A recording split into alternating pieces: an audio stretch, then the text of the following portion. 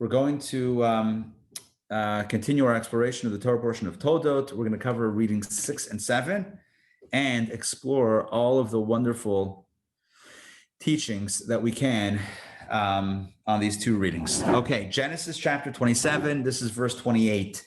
And now comes the blessing that Isaac delivers to his son. Now, he thinks, at least on the surface, he thinks that he's giving it to his older son, Esau, who's a man of the field. He's the hunter. He's the outdoorsy fellow. You know, if each one was getting magazines or catalogs to the house, so like Esau would get, I don't know, like hunting catalogs, right? And Jacob would get like Torah catalogs. He would be getting Torah books. Art Scroll, you know, what's the latest Torah publication coming out? All right, so take a look. This blessing was initially intended for Esau, but who's getting it? It's Jacob.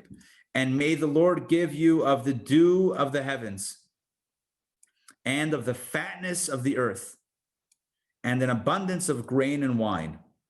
And you're thinking to yourself, what does a Yaakov, what does a Jacob, what does a Torah scholar need from the dew of the heavens or the fatness of the earth or an abundance of grain and wine? He just needs books and a quiet place to study, right? But again, if you understand who this blessing was intended for, it was intended for Esau. So he's giving him the material blessing, the blessing of physicality. Nations, next verse, dominance. Nations shall serve you, and kingdoms shall bow down to you. You shall be a master over your brothers, and your mother's son shall bow down to you. Those who curse you shall be cursed, and those who bless you shall be blessed. And that's it. That's the blessing. Those two verses right there, 28 and 29. That's what they were fighting over. You know, if for those taking the Secrets of the Bible course,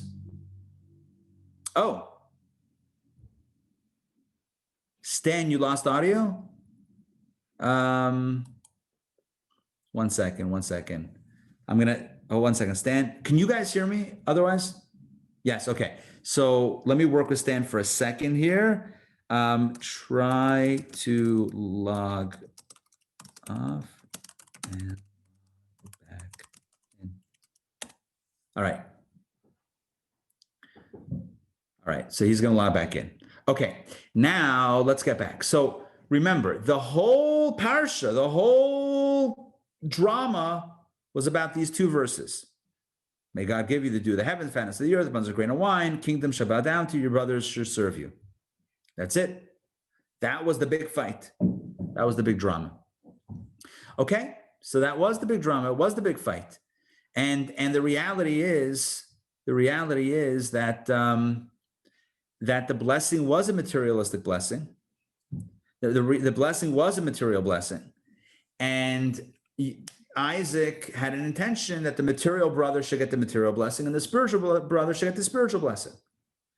But Rebecca knew that the material blessing in the hands of a materialist is going to be, as we've explained in our JLI course that we're currently Secrets of the Bible, that giving Esau the material blessing, he's going to abuse the material blessing. He's not going to use it for what it needs to be used for, which is for a higher good.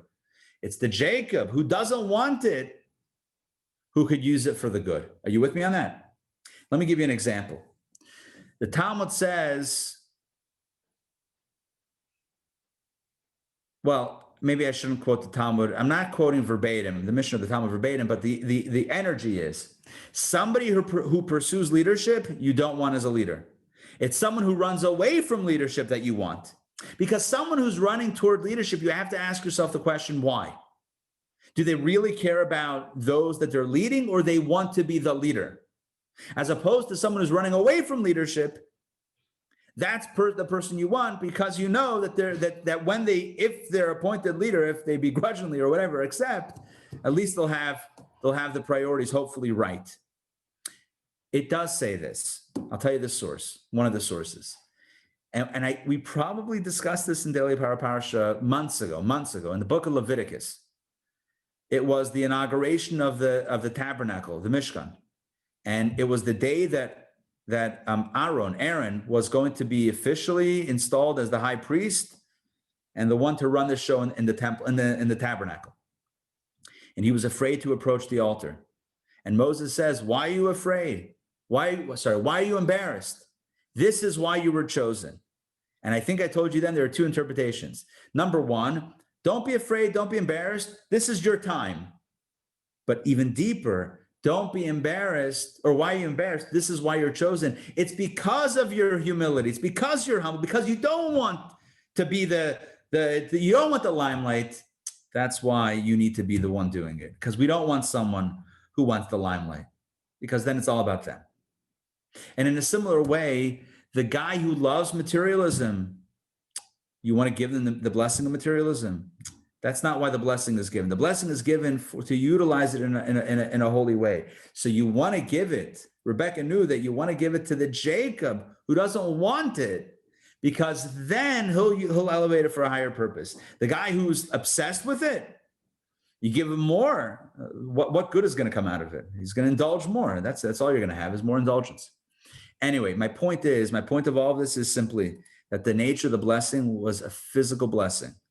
And the dad's intention, Isaac's intention, was physical blessing to the physical materialistic dude, the spiritual blessing to the spiritual guy. But Rebecca knew that it had to be both to Jacob. Let's continue. The drama continues. And it came to pass, verse 30, back to the narration. When Isaac had finished blessing Jacob, and it came to pass that Jacob had just left his father Isaac's presence. So he walks out of the room, and into the other side, maybe the other doorway, enters the other brother, that his brother Esau came from his hunt. I'm conveniently giving you a scenario where there's two doors to the room, right? Isaac goes out one, Esau comes in through the other, and he too had made tasty foods. As I said Wednesday, he loved his father. He really did.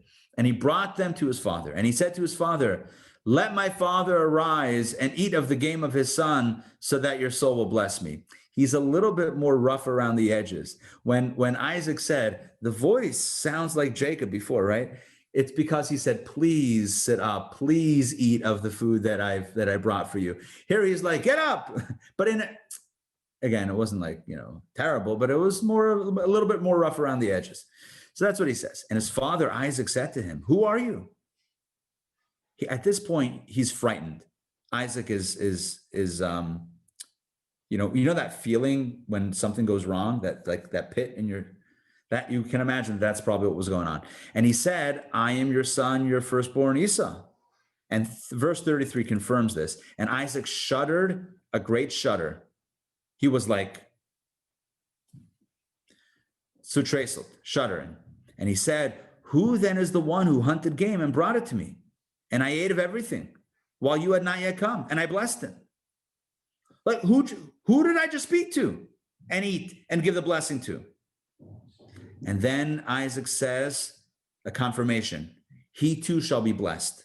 In other words, don't think that I'm reneging or retracting.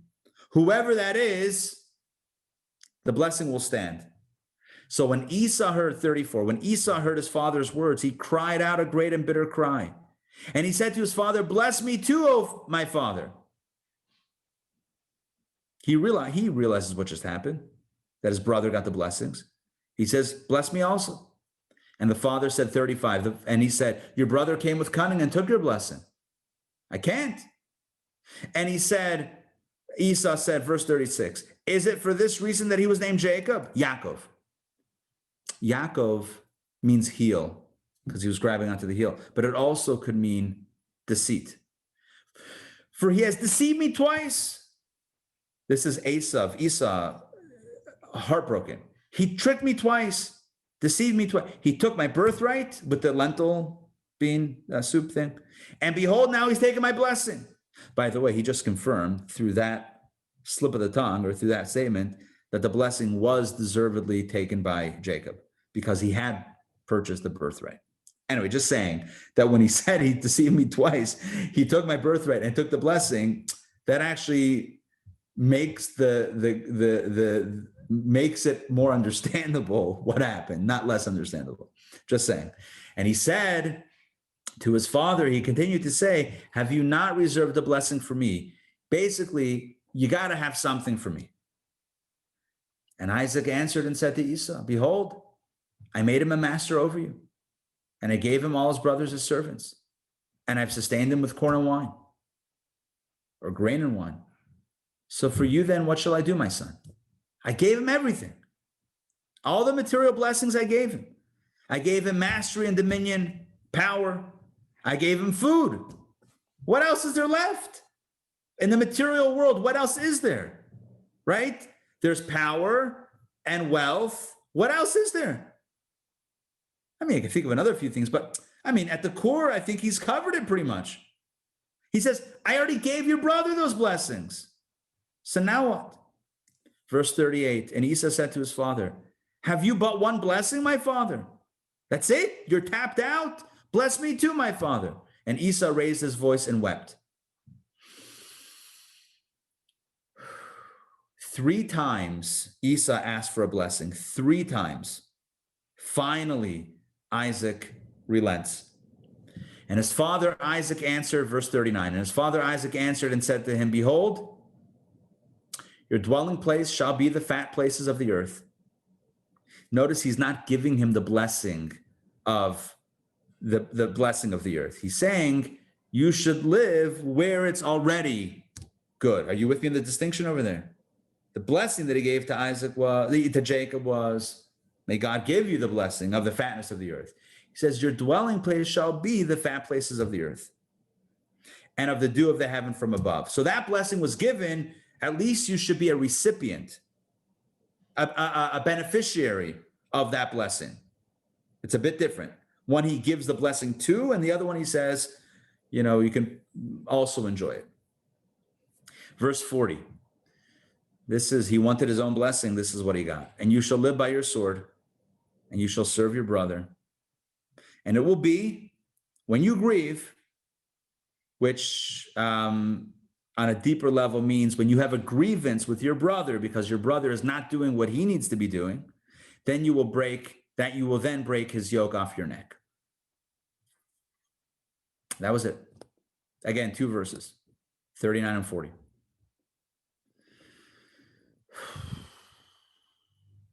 Yeah, you can sympathize with Esau right now. I mean, he's really heartbroken about this. Well, the sadness turns to hate quickly in verse 41. And Esau hated Jacob because of the blessing that his father had blessed him. And Esau said to himself, let the days of mourning for my father draw near, and I will then kill my brother Jacob. In other words, after dad passes away, he doesn't say this about mom, you notice. His relationship was with his father. He said, I'm not going to do it while my father's alive, but once he's gone, my brother is done. Jacob is done. Hey, Mark, good to see you. And Rebecca, 42, and Rebecca was told prophetically because Esau had said to himself that he's going to kill his brother. Verse 42, Rebecca was told, Rashi explains, let me see if that's indeed in Rashi. I believe so. Let's look at 42. Oh man, what happened? I double toggled it on and off. Okay, get back to verse 42. Let's see what Rashi says. Yeah, she was told by divine inspiration what Esau was thinking in his heart. All right. Yeah, so she knew what he had told himself. Rebecca was told of the words of Esau, her older son, basically that Jacob's life was in danger. And so she sent and called Jacob, her younger son, and she said to him, behold, your brother Esau regrets his relationship to you. That's one way of putting it. He hates you and wishes to kill you. By the way, that Hebrew word, mitnachem, is the same word that was used in the Torah in the preamble to the flood, when it says that God regretted that he had made creation. Remember that God regretted that he had made mankind, and so he said, I'm going to destroy. So Esau says, I regret that my brother exists. In other words, I want to get rid of him, right? That word is used multiple times in this context of destruction. And that's the danger. And so what's the advice? 43. And now, my son, hearken to my voice. Listen to me. This is the second time she said, listen to me. First to take the blessings, now to get out of Dodge. She says, listen to me and arise flee to my brother Laban to Haran. So get out of town, go to my brother and his family, go to your cousins in Haran, out of Israel, different place. Verse 44, and you shall dwell with him for a few days. A few days doesn't mean days. Literally, it means for a little while, until your brother's wrath has subsided. Yeah, you can't stay here. Until your brother's rage subsides from you and he forgets what you did to him. And then I will send and bring you from there. And I'll let you know when it's safe to come back. But why should I be bereft of both of you on one day?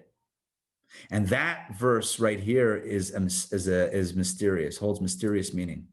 She says, like, the logic is, I want you to go, not because your life is in peril, but because if your life is in peril, his life is in peril. What does that mean? She was given a prophecy when she was pregnant that they would be born on the same day and they would die on the same day. And so she was saying to him, if you stay here and he kills you, he's also going to die on that day. So why should I be bereft of both of you on one day? Are you with me on what I just said? Does that make sense? And if you just want to see it in the source, I'm pretty sure it's Rashi, again, who says this. I just toggled Rashi, scrolling back down. Let's find it. Let's see. Yeah. Look at this. Of both of you, Rashi says, if he rises up against you and you, I'm sorry. She gives another scenario. If he rises up against you, and let's say you kill him in self-defense, his sons will rise up and kill you. That's the simple explanation, how it might play out. But the divine spirit poured itself upon her, and she prophesied that they would die on the same day, as is delineated in the Talmud, Sota 13a. Okay, so I a little bit of a twist there, that if he's trying to kill you and then you somehow kill him, you're not going to be spared from his sons are going to take revenge, and it's not going to end well. But there was a prophecy also that essentially they would both die on the same day. I don't know if she got the prophecy when they were born. We would have to look up the Talmud as to when she got the prophecy. Maybe she just got it in this moment, but essentially that's what happened. By the way, historically, that's what happened. I'm going to tell you a story that's just blow your mind. The story is, fast forward along decades. The Jewish people, the Jewish family, they're not a people yet, they're a family, right, are in Egypt now. Again, we're fast forwarding. Right now in this story, Jacob is single, he's not married, and his brother wants to kill him. Fast forward decades, many decades later, Jacob has 12 sons, and they have children, and the entire family that numbers 70 is living in Egypt because Joseph went down to Egypt, right? Many decades later. Okay. Jacob dies in Egypt. Jacob's final wishes that he told Joseph, his son, who was the viceroy of Egypt, who had the ability to do this, he told his son, when I die, take my remains out of Egypt. I do not want to be buried in Egypt. Take my remains and transport them back to Israel, to the cave of Machpelah that my grandfather purchased, right, in Hebron. Take my remains back there. So he does. Joseph says to Pharaoh. Pharaoh says, no, I want to keep your father here because he'll bring blessings. He's a tzaddik, holy man. I want him to be buried here or embalmed or whatever it was here. Joseph said, I promised my father. Fine. So there's a procession. The procession travels from Egypt to Israel. And somehow they make the journey in one day to Hebron. And they're going to bury him there in the cave. There's one spot left in the cave. Adam and Eve are there. Abraham and Sarah are there. Isaac and Rebekah are there. And Leah is there. There's one space left. And there's somebody standing in front of the cave with arms folded. And who is it? None other than Jacob's twin brother, Esau. And Esau says, I don't let you bury my brother here. There's one space left, and I claim the space. I'm the firstborn. I claim the space in the cave. And they said, what are you talking about? You sold your birthright. That includes the blessing and the cave. He said, no, nothing to talk about. I want to be buried in the cave. I'm not letting you bury Jacob, my brother, in the cave. So they dispatched immediately Naphtali, one of the sons of Jacob, one of the 12 tribes, Naphtali, one of the sons they dispatched. He's likened to a deer, D-E-E-R. He was very fast.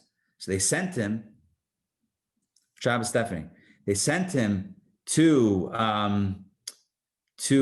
Egypt to get the document that was in a safekeeping in Israel that had the original documentation of the birthright being sold to Jacob. So they were going to bring back the document to show Esau, you sold it. We have the proof. While Naphtali is about to run, I don't know how it was going to go so fast, but as he was going to go back to get the document back in Egypt, there was a fellow named Chushim, the son of Dan, a grandson of Jacob, who was deaf. And he sees what's going on, and he sees there's a delay, and he doesn't understand why isn't his grandfather being laid to rest. And somehow he finds out that there's somebody standing and blocking. He doesn't hear, he doesn't know. He takes out a sword, and he whoosh, and Esau's head rolls into the cave.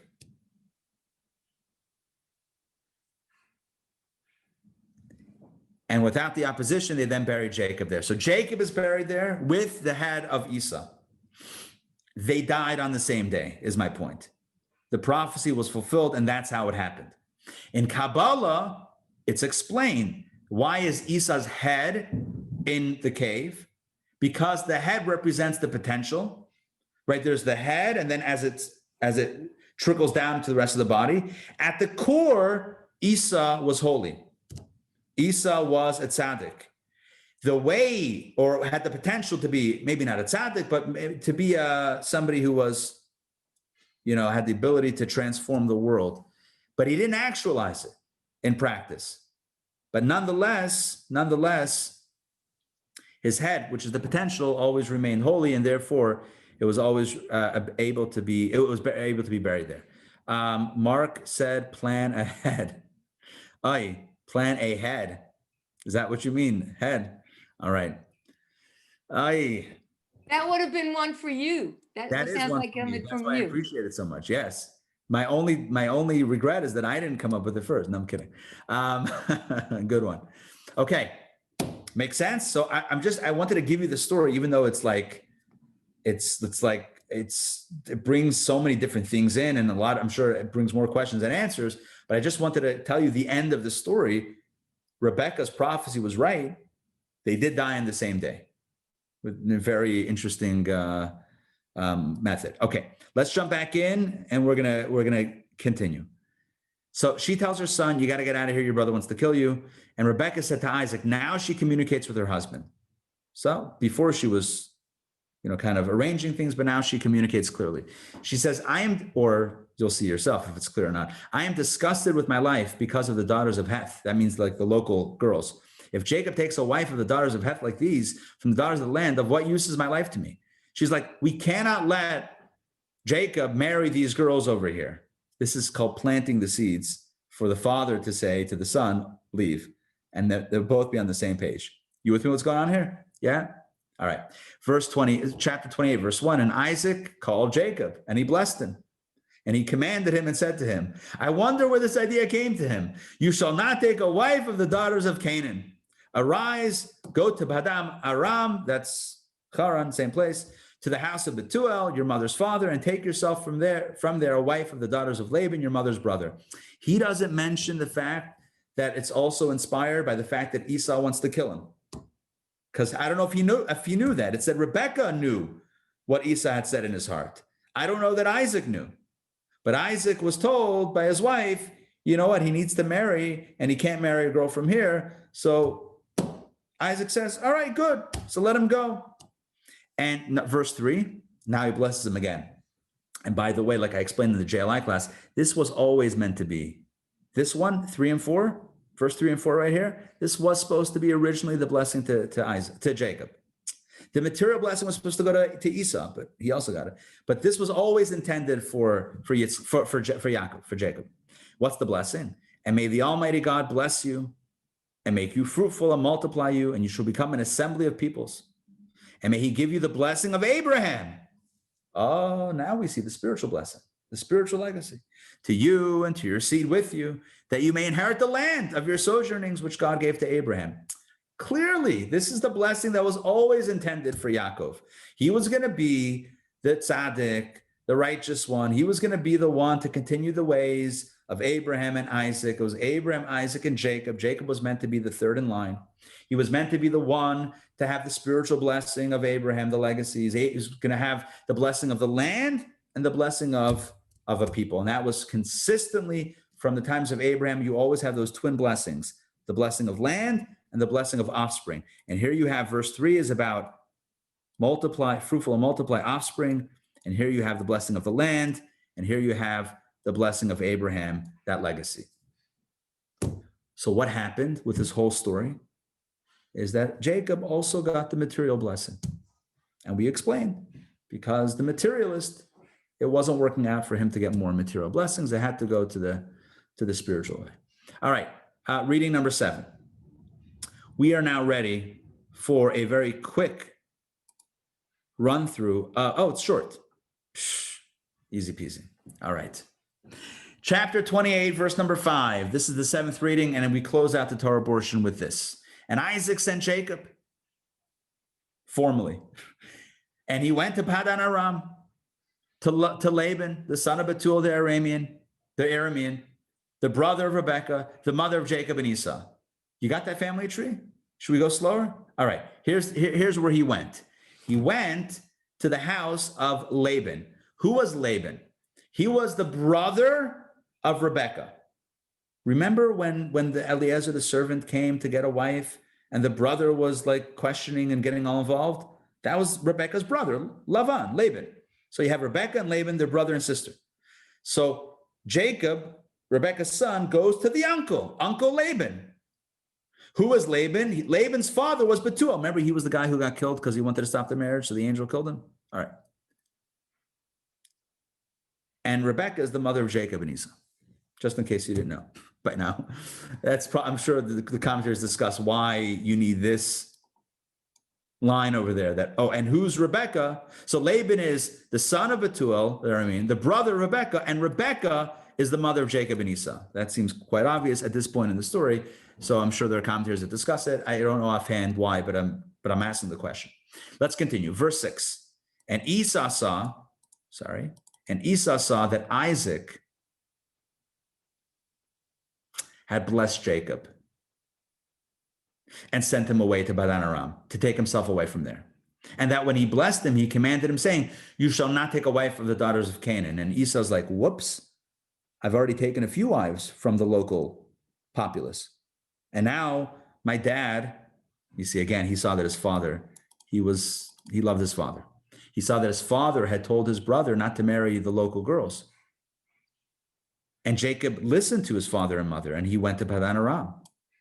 And Esau saw, verse 8, that the daughters of Canaan were displeasing to his father, not to his mother. That it seems like it wasn't, again, cared about his father. His father didn't like these girls. So what did he do? Esau went also to find someone else to marry. He went to Ishmael, who was let's figure this out.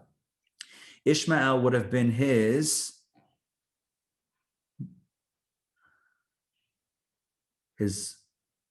uncle. His uncle? Does that make sense?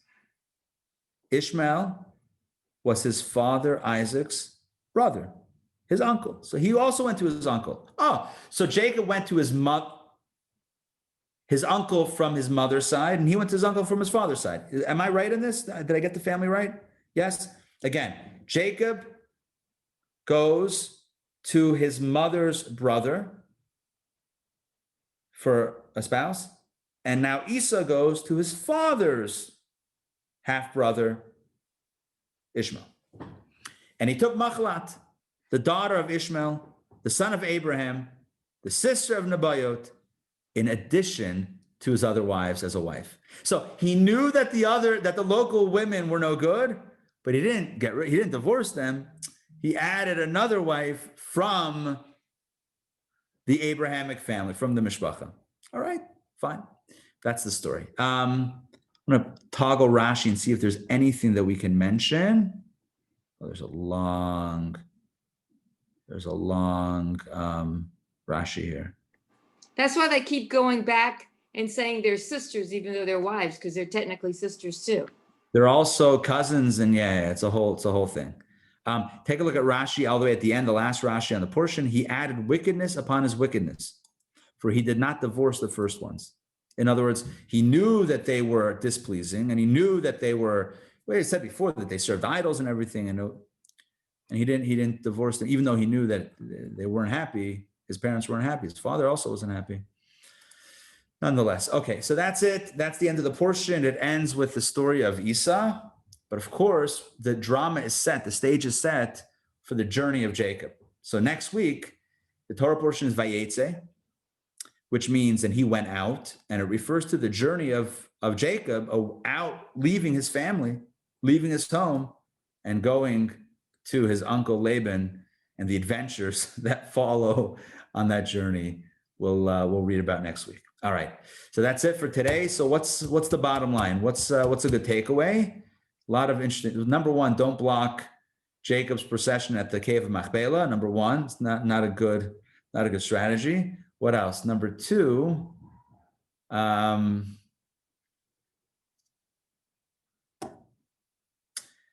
guess something that I said before. We should always look for people that don't want the positions of power to be in power, right? It's never good to find someone who's running after materialism to give them the material blessing. You want someone who doesn't want to be there to then do it.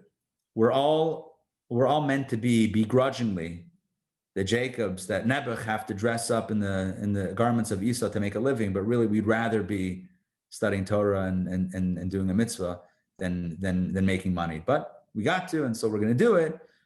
But it's with that mindset that we're going to use the resources that we do get for a higher purpose. Because if we're really running after it, what are the odds that we're also going to be mindful to utilize it for the right reasons? So I guess it's about being mindful.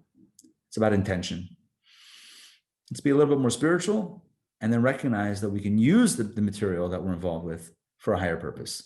It's always a good lesson to walk away with. All right. Thank you all for joining today. DPP. Have a wonderful Shabbos. We'll see you next week. Same bad time, same bad channel on Monday. Any final words? Anybody want to share something? No? Good? Yes. Right. Baby has a name. It's Bruria. Bruria. I love that name. What a beautiful name. Mazel tov. Thank you for reminding me. That's Ray's new great granddaughter. His name is Bruria. Who's she named after? Can I ask? No one in the family. Just they picked a name that they liked.